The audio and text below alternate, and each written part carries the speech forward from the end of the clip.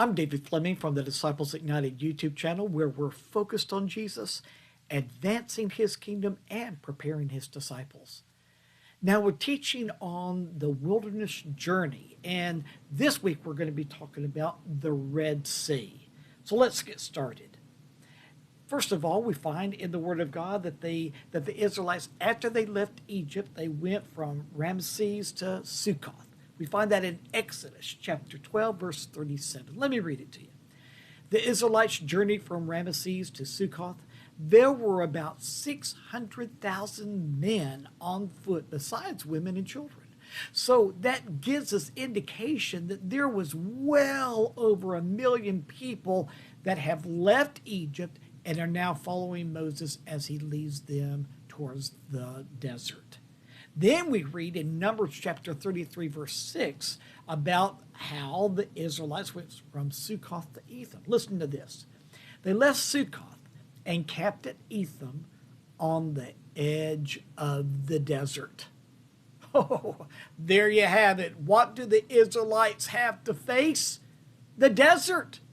And what comes after the desert? More desert, and more desert, and more desert.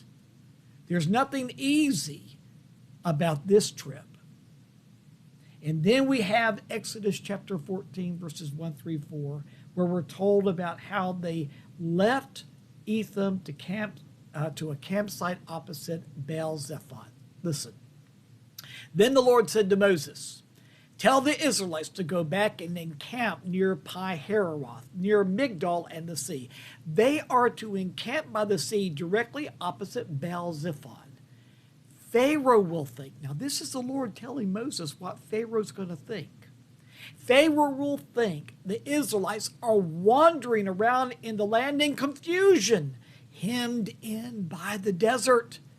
And I will harden Pharaoh's heart, and he will pursue them. But I will gain glory for myself through Pharaoh and all his army, and the Egyptians will know that I am the Lord. So the Israelites did this. Oh, I'm so thankful they did. Things always work out when we obey the Lord. So what do when we're in situations like the Israelites, when nothing seems to make sense? I mean, they've left Egypt rejoicing for their freedom, but then they have to face the desert. And more desert, and more desert.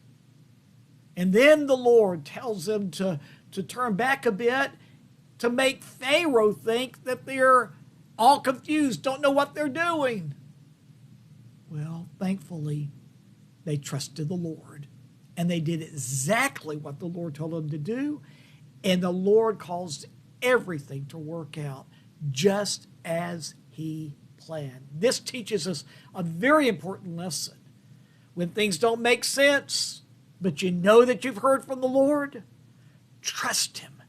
Jesus knows exactly what he's doing. Let's talk again tomorrow.